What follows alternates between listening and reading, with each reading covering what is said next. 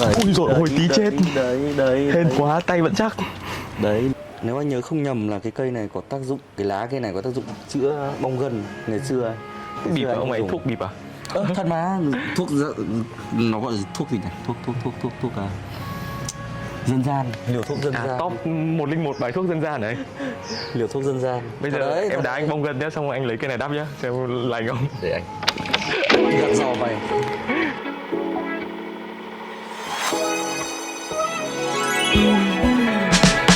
I've been alone too long. Gotta learn how to walk with my shadow. Xin chào mọi người, đây là Natural Aspect. Hôm nay chúng mình sẽ cùng đến thăm một khu vườn thuần tự nhiên được thiết kế với hầu hết là các cây bản địa. Chào mừng đến với khu vườn của Mohi. Đầu tiên là vườn trước, là cổng chào của Mohe, cũng như là không gian chỗ ngồi uống cà phê nho nhỏ. Nơi này có sự xen lẫn của rất nhiều loại cây bản địa và tất cả đều được trồng theo dạng thuần tự nhiên, mạnh ai nấy lo. Hơi dị nhưng với sự sắp xếp khéo léo, một khoảng vườn rất gọn gàng vẫn hiện ra, mặc cho phong cách trồng mặc kệ đời. Có cả một cây xoài to bự chảng phủ hết toàn bộ khu vực sân trước, tạo bóng râm tự nhiên. Nhưng đôi lúc xoài rụng vỡ cả mái, nên là con dao hai lưỡi tí hè. Kết nối các khu vực trong vườn chính là con đường bên hông. Mọi chi tiết đều được thiết kế để tạo ra cảm giác tự nhiên đã bao phủ lấy công trình.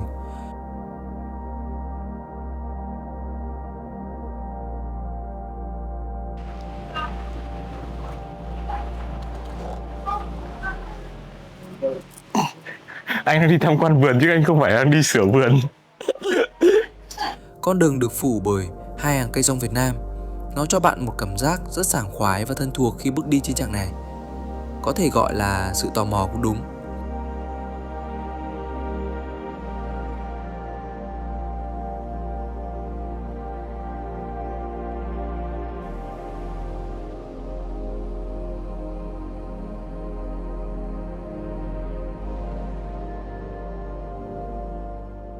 Một cái rất đặc thù đấy là cái sỏi này, Tùng lấy từ bên hồ lên, màu rất là đẹp. Cái màu sắc của nó tương đồng với cái màu sắc của cái đá nhâm thạch đang rất là trend ở quán cà phê bây giờ sang. Nhưng mà cái chất liệu thì cái đá này nó mịn hơn, độ nhám nó sẽ không bằng. Anh đánh giá cái này đẹp hơn. Phía sau là một khoảng vườn nho nhỏ nhưng rất cô đọng. Một bộ bàn ghế trông hơi dị được sắp xếp như một bàn trà ở đó. Khu vực được bao quanh bởi những cây cột đặc biệt, bên trên có loại quả bí ẩn. Những cây cột này sẽ được chủ nhân khu vườn giải thích ở gần cuối video.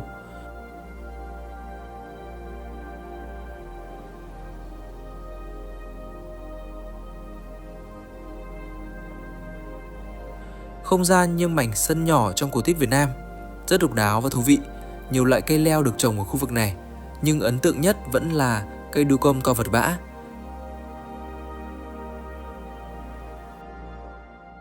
Cái này hình như là chuối cảnh hay sao ấy. Anh không có hoa nên là cũng không rõ. Đây hình như là chuối cảnh hoặc chuối rừng gì đấy. Ở đây có một con ếch này. Ếch này. Đây là một loại sinh vật bản địa nha. Mình không biết tên. Các bạn biết tên và các bạn hãy comment ở phía dưới.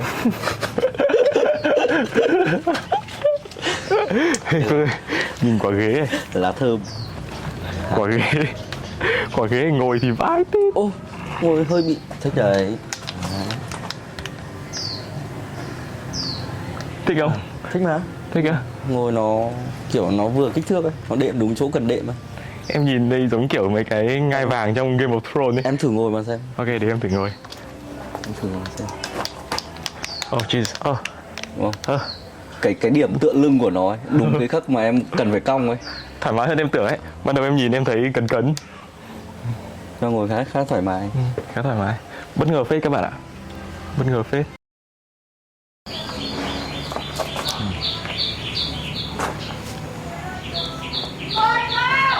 Siêu to.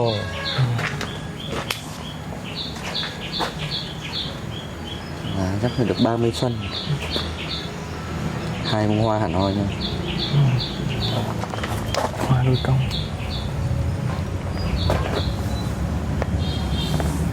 Cũng như ở sân trước, sân sau chìm trong tán của cây nhãn cổ thụ đã ở trên khu đất này từ trước khi Mohi được xây dựng.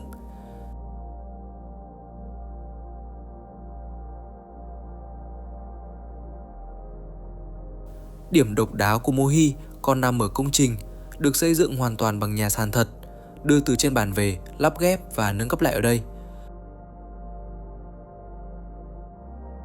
Điều này mang một cảm giác rất độc đáo cho mọi giác quan của bạn.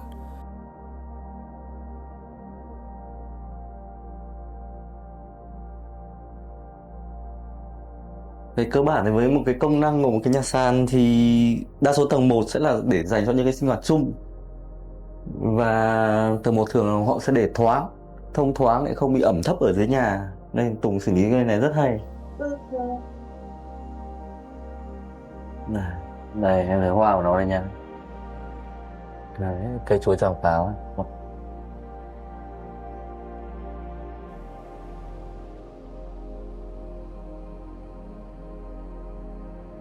Ở đây thì Tùng có tạo một cái khoảng sân giữa rất là hay, và đây là cái cho anh ấn tượng nhất.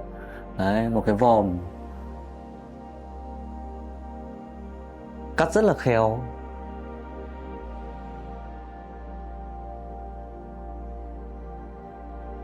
Mọi thứ đều được làm bằng gỗ, mọi thứ đều được liên kết với nhau. Nó có cái chất riêng của nó, cái chất làm dịu tâm hồn người ta khi đến đây. Trải nghiệm rất thuần tự nhiên.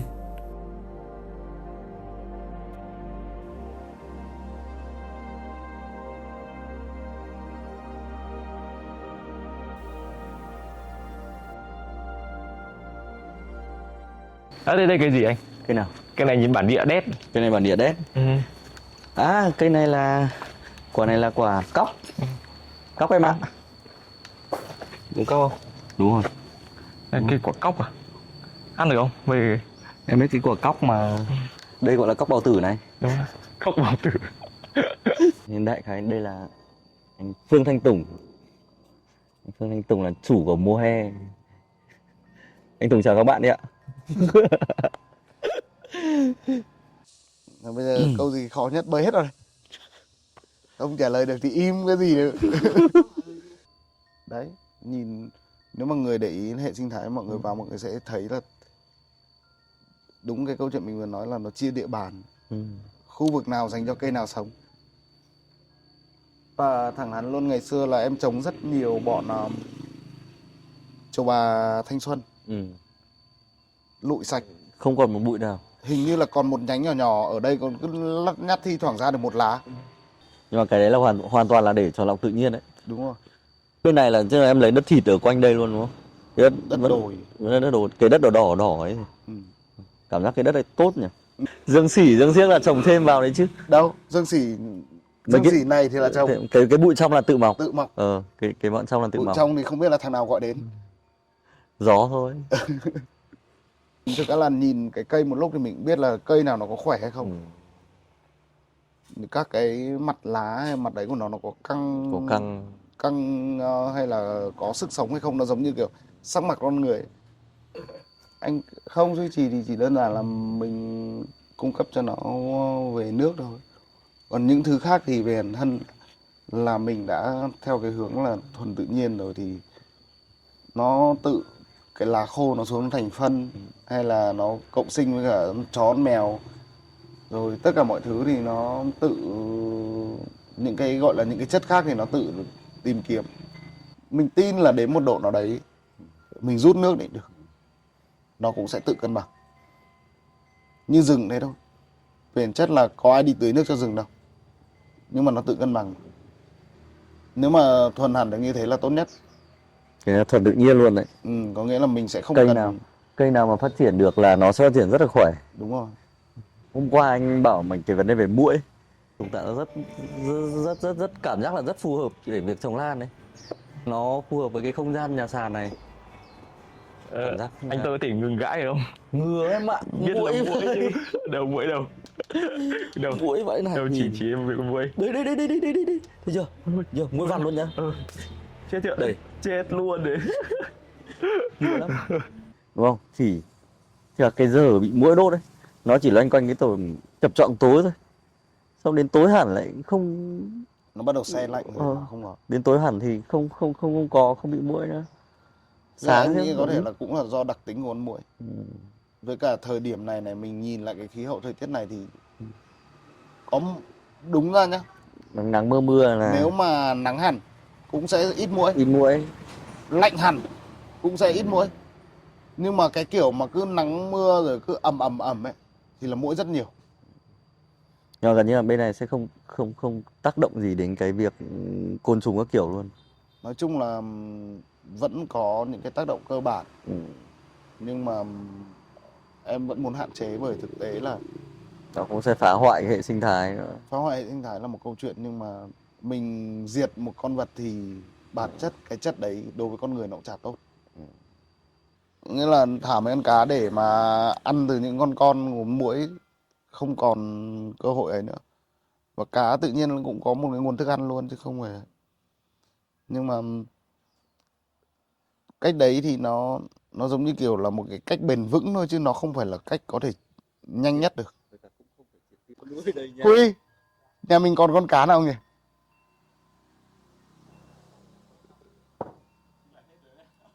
Không phải mang tiếng bốc phét. Đấy. Cá bột đắng à? khi mà chọn cái vật liệu ấy, chọn cái chất liệu là nhà sàn, thì chọn các cái vật liệu kiểu thuần là các vật liệu tự nhiên, chưa qua tinh chế hay là từ sỏi thì ấy, anh thấy em dùng ấy, đa số là các vật liệu bản địa của nước mình ấy. Em có đặt cái kỳ vọng thì khi mà cái công trình này hình thành lên nó mang cái giá trị cho người khách đến không? Mình gọi là nôm na là vật liệu bản địa, nhưng mà nó là những cái thứ của tự nhiên. Mình phải nói thẳng luôn là lúc mình lấy là người ta bỏ, Ừ. người ta vứt bỏ. Đổ bỏ người này đấy. Ừ.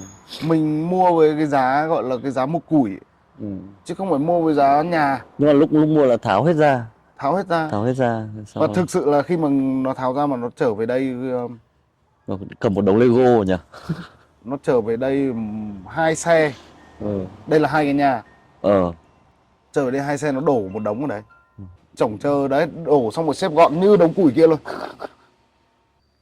Thực ra thì nó giống như kiểu mình, có nghĩa là mình sử dụng cái này nó giống như kiểu là mình đang vẽ bức tranh. Mỗi người nó sẽ có một cái cảm nhận khác nhau, và đương nhiên thì như anh nói thì đơn giản là mình cũng muốn sử dụng những cái chất liệu bản địa. Bao giờ cũng thế, nó sẽ có nhiều chiều sâu ở tại đúng cái vùng đất nó đang tồn tại. Chứ còn mình mang một cái mới đến đây, thứ nhất là nó chưa đủ lâu để nó kể được cái câu chuyện của nó tại cái vùng đất này.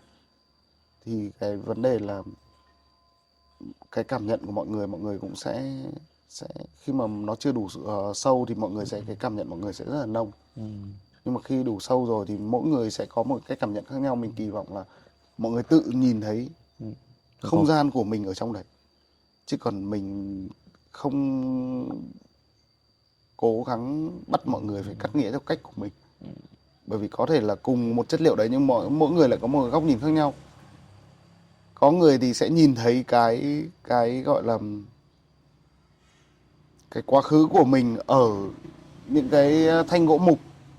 Có người thì nhìn thấy cái quá khứ của mình ở cái bếp lửa, ở viên gạch hay là ở viên sỏi. Đấy là cái góc nhìn của mọi người.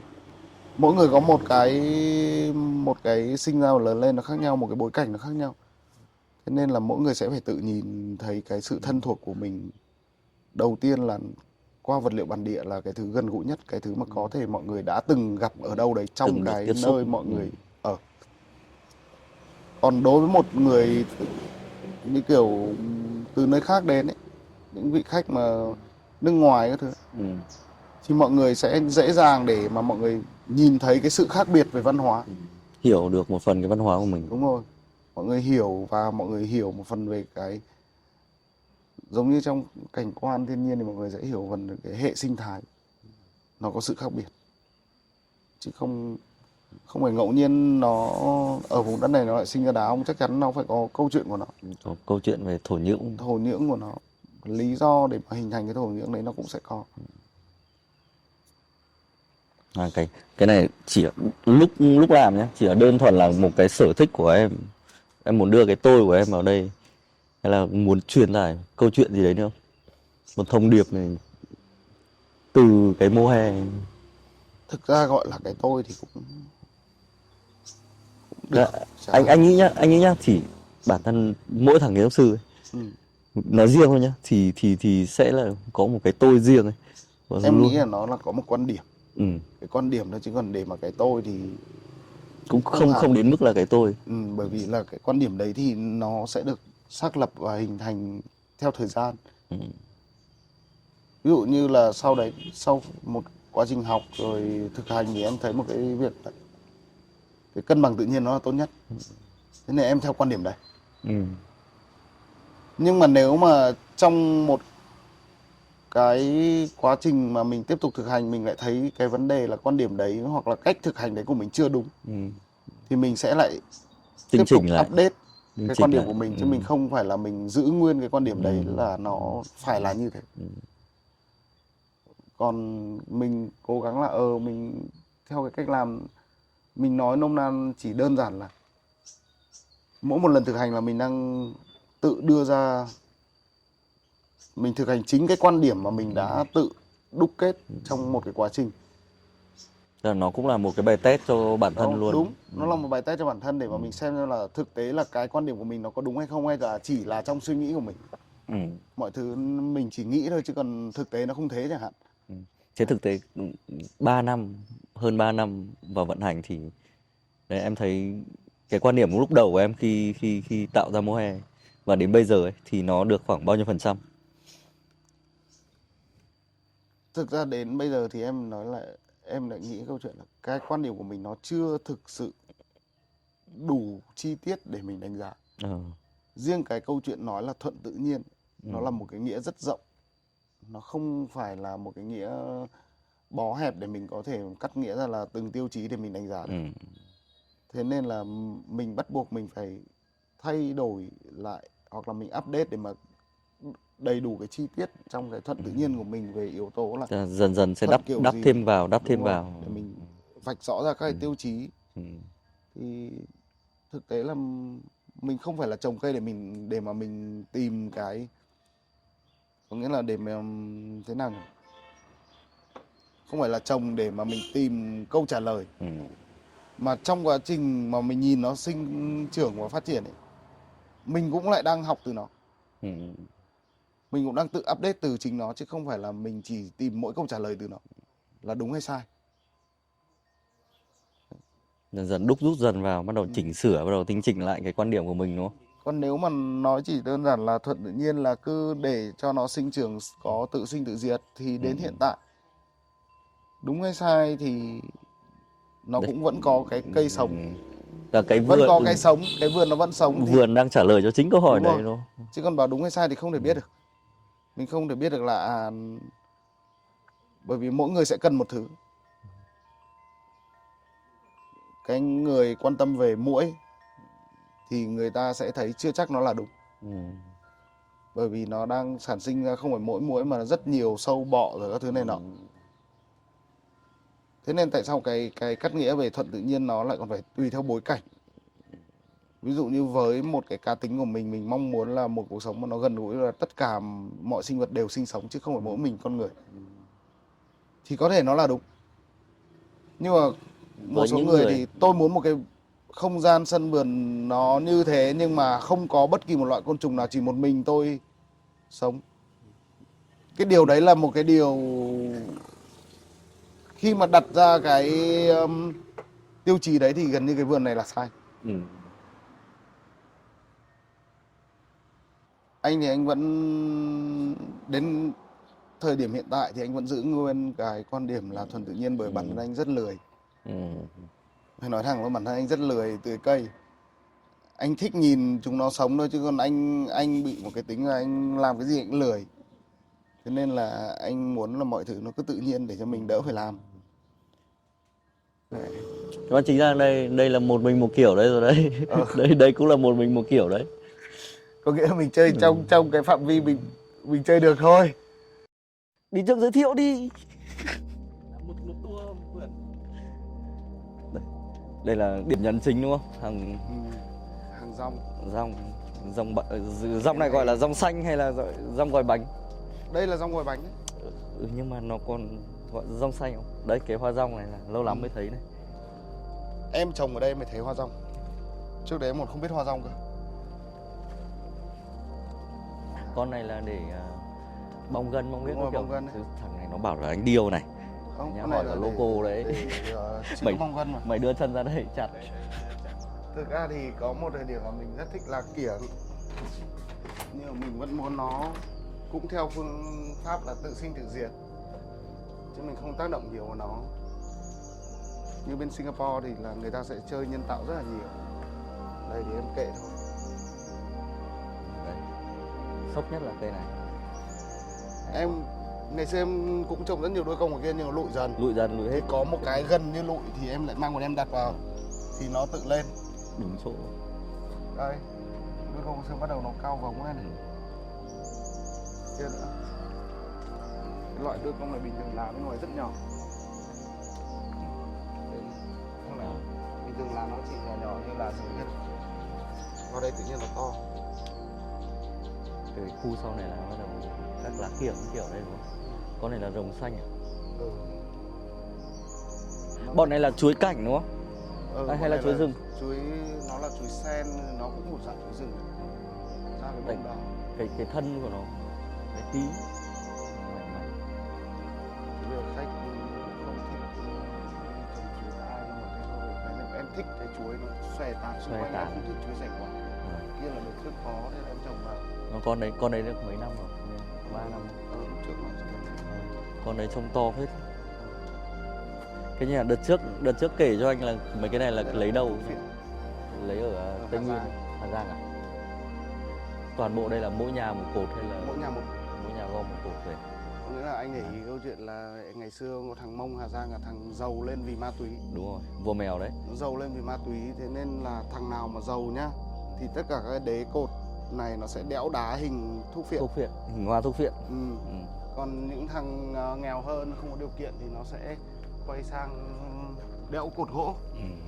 Và nó gần như là để nó thờ cái thuốc phiện, Ừ. một cái thứ mà nó đem lại nguồn kinh tế chính cho nó. Đây là cái cục này là quả cái thuốc phiện đấy. Lúc đó em tưởng bí ngô, nhưng mà không hiểu sao văn hóa bọn này nó lại thích bí ngô à.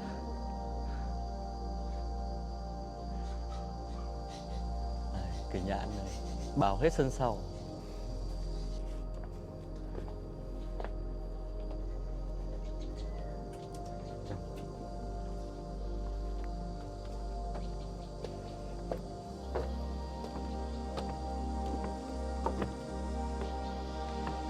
Anh can không đủ tiêu chuẩn nhá em nhá. Không đủ tiêu chuẩn an toàn nhá. Tiêu chuẩn phòng cháy chữa cháy á.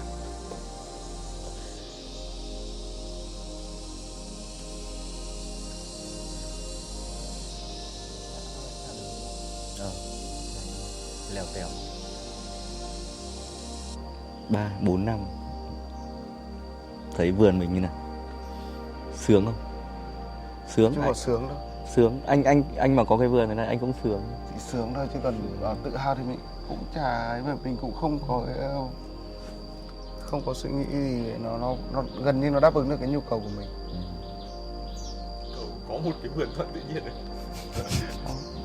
Nhu cầu là ít nhất là mình có một cái môi trường sống, có một cái môi trường sống nó hài hòa, chứ còn về chất thực ra là cái chất lượng cuộc sống nó tốt nhất là khi một nơi có vi khí hậu tốt mà. Ừ. Chứ còn đâu phải là có đầy đủ thiết bị, trang thiết bị điều hòa, nóng lạnh các thứ là tốt đâu. Cái đấy là tiện nghi thôi. Ừ.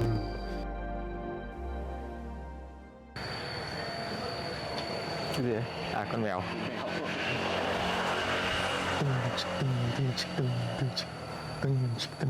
Thế nhá, thực ra không gian nó